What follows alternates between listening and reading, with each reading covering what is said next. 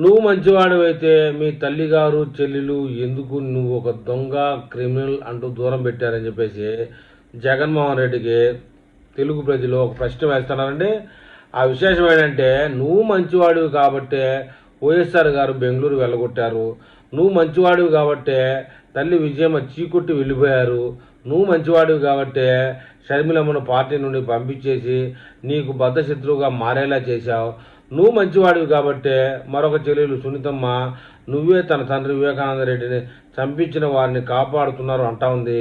నువ్వు మంచివాడివి కాబట్టి 16 నెలలు జైల్లో చెప్పకూడదు తినిపించారు అంటా ఉన్నారు. నువ్వు మంచివాడివి కాబట్టి కోర్టుల చుట్టూ ప్రదక్షిణలు చేస్తూ అంటా ఉన్నారు. నువ్వు మంచివాడివి కాబట్టి 151 సీట్ నుండి 11కు పరిమితం చేశారని చెప్తున్నారు. నీ మంచితనం ఈ సమాజం అర్థం చేసుకోవట్లేదు అని చెప్పేసి తెలుగు ప్రజలు ప్రశ్నిస్తానన్నదే. మరి ఈ విషయాలన్నిటికీ జగన్మోహన్ రెడ్డి గారు జవాబు చెప్పగలిగితే ఆయన మించిన మంచోళ్ళు లేడండి మన తెలుగు రాష్ట్రాల్లోనూ.